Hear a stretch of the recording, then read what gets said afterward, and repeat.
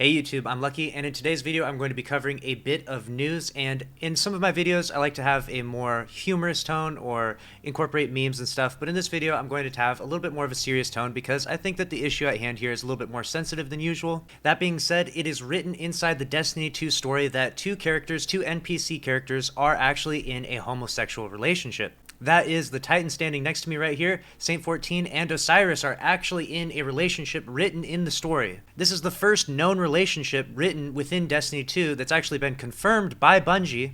I believe that the Marasav-Shaxx relationship is more of a rumor. But as I said, this is actually confirmed by Bungie right here. On Twitter, we have Robert Brooks saying, "So yes, Saint and Osiris are gay, always have been. You can make the meme yourselves." And this is Robert Brooks, who is the narrative designer at Bungie. So there you have it, the first Bungie confirmed relationship within Destiny 2's story between two NPCs.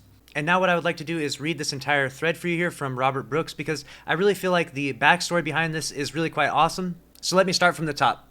He says, "Sit for a minute. When I was young, questioning my sexuality and not quite understanding who I was, I had a lot of people speculating, is he gay? Or other way less friendly slurs. I didn't know the answer to that because I didn't know what bisexuality was when I was a teenager. I was confused by myself because I didn't have any proper education, and once I knew what bisexuality was, I didn't really know what it meant because I lived in a rural part of US and had never knowingly met another bi person and couldn't find representation of them in the media.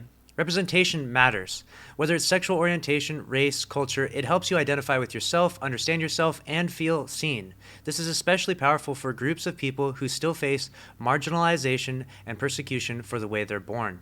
Queer baiting exists, it's not kind, and it has no place in a queer-friendly community or within spaces that promote LGBT rights.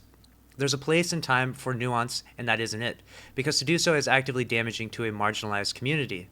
Back when I joined Bungie, I always felt Saint-14 and Osiris were romantically involved because, as a queer man, their romance made sense to me.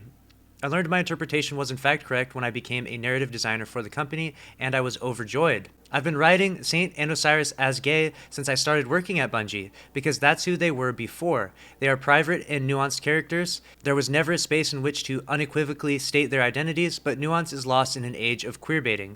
When I saw how much the community was unclear on something as obvious as, is Zavala and Awoken? Which is hilarious. I realized I should probably just say something, because it's not a secret. It's not a point of speculation, and it's not some puzzle designed to be solved by the community, it's them. So yes, Saint and Osiris are gay, always have been, you can make the meme yourselves." I read this and I have to say I really enjoyed the backstory behind this, because I myself, being a heterosexual man, I kind of initially thought to myself, like, what does it matter if the NPC is, straight or gay or whatever their sexual orientation is, right? Like, if they're male, female, like, it doesn't really matter to me because they're just an NPC. They're just a created character that it doesn't need to get that deep in my mind. That was my initial thought. But reading this allows me to understand a different perspective, one in which a community of people who are marginalized seek representation and seek to be seen. So I definitely, after reading this, understand the perspective a lot better, and I totally accept it, and I think it's really cool.